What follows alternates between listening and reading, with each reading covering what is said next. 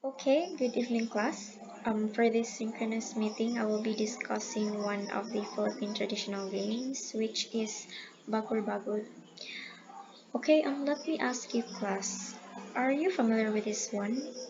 Or have you ever played this game before? So maybe some of you know are not really that familiar with this game, or maybe naiuban ninyo na wala pa nakatry og duwaan ni. So, later on, ato nang ilailahon class ha. But before that, let's proceed sa objectives for this lesson. At the end of the discussion, the students should be able to, for the cognitive, define what is Bagol-bagol and identify the mechanics and levels of the game. For the affective, appreciate the values of the game through learning the game itself. And for the psychomotor, perform the different skills and on how to play the game. So, pasensya na class if kanang na may madungog na mga unnecessary noise kay naman po sa gawa. So, sorry, cheat kayo. Now, let's proceed sa background of the game. The Tingian or ethnic children first play this game to give entertainment for whatever they could find in their place that was comfortable for them to play. From Bagol, the game was originally played using coconut shells or stones, but today the game is played with the use of any kind of flip-flops or slippers. So Itindian is a place and it is somewhere located in western Cordillera of Luzon. To be honest, class, I really don't have any idea of what is really the origin or the history of this game because this game man god it is not really that famous, no, unlike sa uban nga mga Philippine traditional games like luksong lubid, ang luksong tinik, or kanang syatong, patentero, or unsa pa na. So kani siya dili kani siya famous. That's why I'm really having a hard time in finding of the kanang history of this game. But then nako'y reference and mo ni siya ang na dito. So, di ba when we heard the word bagol kay coconut shells man na. So, maybe we are wondering nganong ginatawag man ni siya bagol-bagol or in fact nga ang gigamit na materials ani is slippers man or flip-flops. So, wala man siya coconut shells no nga gigamit. But then that's the background of the game. Now, what is Bagol-bagol? So it is a game where two opposing players, usually girls, take turns attempting to hit the other player's slipper.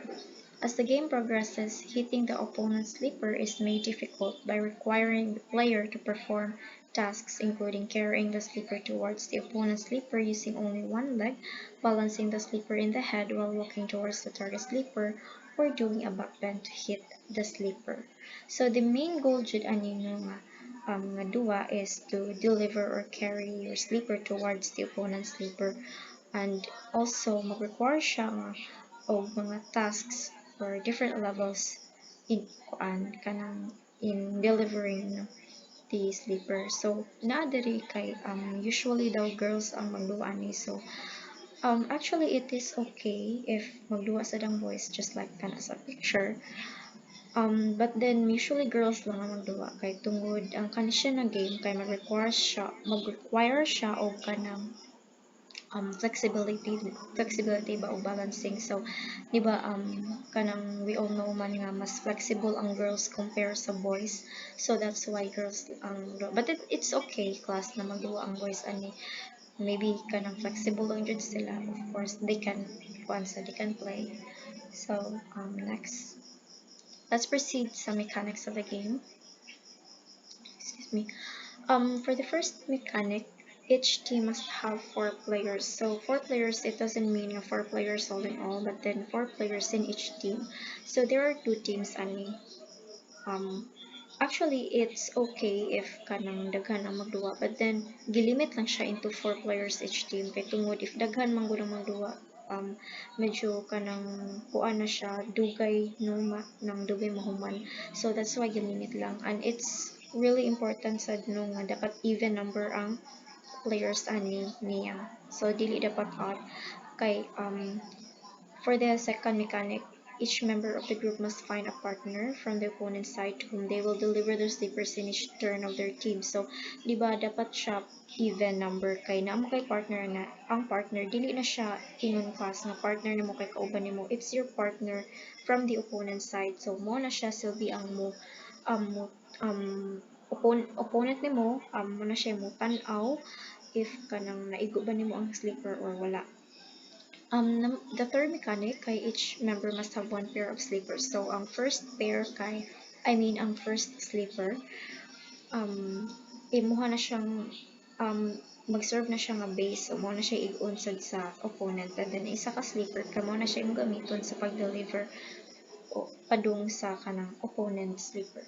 So the fourth one, all members of the group must deliver the slipper to the opponent's slipper in compliance to the method in each level and skip back to their base. So there are other levels no nga or certain levels nga mag-need siya skip padung sa base. So if ingon ana dapat mo skip back pod ka balik sa base.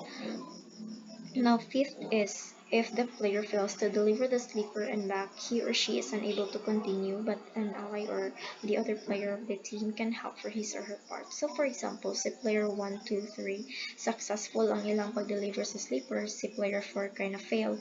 So, si player 1, 2, 3, pwede sila, depende na kung kinsan nila ang mo play sa part ni player 4. So, proceed to the sixth mechanic. Each team will take turns in accomplishing a certain level.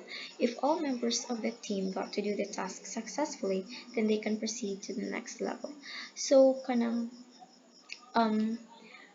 if kamo tanan players sa team kay successful, no, pwede mo makaproceed na sa next level. But then, if not, if naali isa ninyo nga na-failed, kamong uban nga member kay na-fail pud mo sa pag-help sa inyong kauban, so dili mo makaproceed sa next level. Ang katuna sa opponent ninyo ang moduwa kung asa na sila dakita nga level. So that's for the mechanics. Now let's proceed to the levels of method. So I'll be discussing the levels of method kay in each level lahi-lahi mangud siya. So for the level 1, each player must place the slipper above the foot and use their free foot to skip until they reach the opponent's slipper and hit it with the slipper. So, after that, di ba mo skip man kanin, and then after ni mo maigo ang opponent's slipper, then mo skip back kabalik padung sa base. For the level 2, each player must place their slipper between their knees. From their base, they will jump to a distance and drop the slipper. So, kani siya, ini-jump ninyo first is dapat dili pa na maigo ang slipper sa opponent. Kaya if maigo gina, dili na siya counted. Okay? So, after jumping, they will get their slipper, place it between their knees, and jump again. So, this time, dapat maigo na ninyo ang slipper sa opponent. Muna siya ang first way. Okay? So, ang second way sad, if the slipper goes too near to the opponent's slipper, the players must use their slippers between their knees to tap the slipper 3 times. So, ang second way is, first jump ninyo, nilanding ang inyong slipper duol sa opponent's slipper. So, dili nyo na dapat i-drop lang loss ang slipper, kundi inyo na siyang itap 3 times. So, kana siyang level 2 na siya duha ka way, no, kung saan pag-deliver ang slipper. Now, let's proceed to the level 3. The players must lift one of their legs and place their slipper above that leg. So, kani siyang level 3, same na siya sa level 1. Ang nakahilang kay sa leg na ni siya gyutang. They must keep with their free foot and try to deliver it to the opponent's slipper and hit it. So, kani siya, after sad ma-hit ninyo ang slipper, kay mo skip na po mo balik sa base ninyo. Let's proceed to level 4. The players will throw the slippers to a certain distance. Then they will pick their slippers and do a backward stretch or tiad and try to hit the opponent's slippers. So, kani siya level 4, same ra po ni siya sa level 2. So, na siya duha ka way on how to deliver the slipper. So, ang pag-throw ninyo first, dapat dili pa siya maigo ang opponent's slipper again. Kay if maigo gani, dili na siya counted.